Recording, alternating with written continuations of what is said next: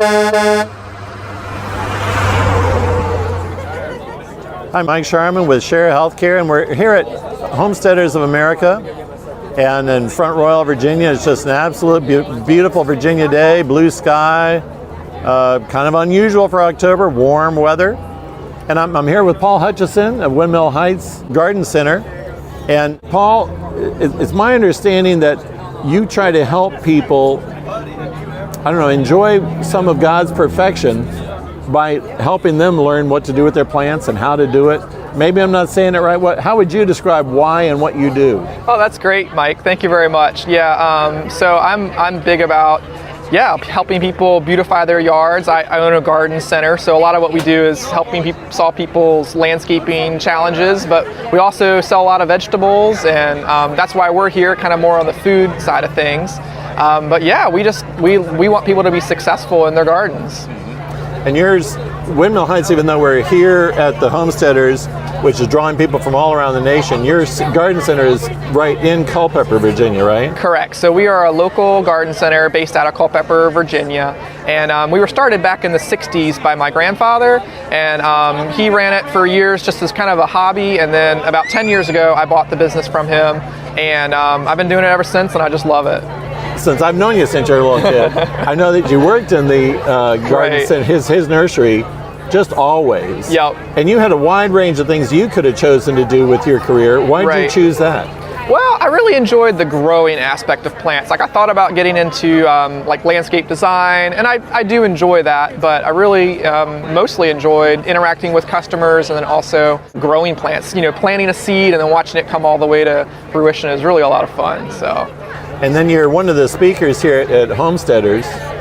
And again, this is a national group. I mean, it's not like you're going to be drawing a lot of these people to your local garden center. So right.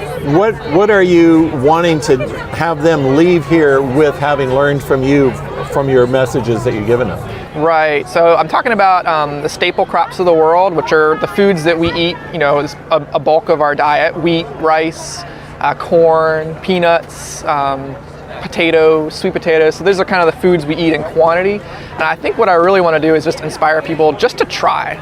Like, you don't know a lot of times until you try, and it can be fun. Like, gardening should be fun.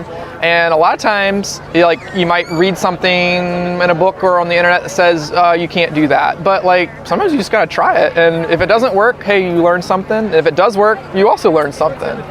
So let's say somebody watching this, because this will go up on YouTube, a number of other sites, and they've never done any sort of gardening before, they've never begun taking control of their own food sources. What would you suggest they start with? Well, I think the first thing is to start with something that's going to be pretty easy and pretty consistent, and then start small. Like, don't plant 100 tomatoes. Plant 2 or 3 tomatoes. You always want to do a couple so that if something dies or doesn't go right, you have a backup plan. But plant 3 tomatoes and a couple basil plants and a couple cucumber plants. But don't go out and plant 50 peppers and 50 tomatoes. Do it small first, keep it weeded, keep it watered, and then success builds success. And if you are successful, the next year you can expand. But don't take on too much the first year. So with Share Healthcare, we have our 3 platforms of medical freedom, financial freedom, and spiritual freedom. And I know freedom is a big thing to you. How would you help express that to people in their gardening or their food source? How would freedom come into that for you? That's a great question, Mike. I think freedom for me is more about having the responsibility and ability to be able to share with other people. Like, when I grow tomatoes, I want to make sure I grow enough that, hey, my neighbor down the street, he wasn't able to garden, he's getting older, I can share it along with him. And that kind of fits in with your all's principle, what you all do.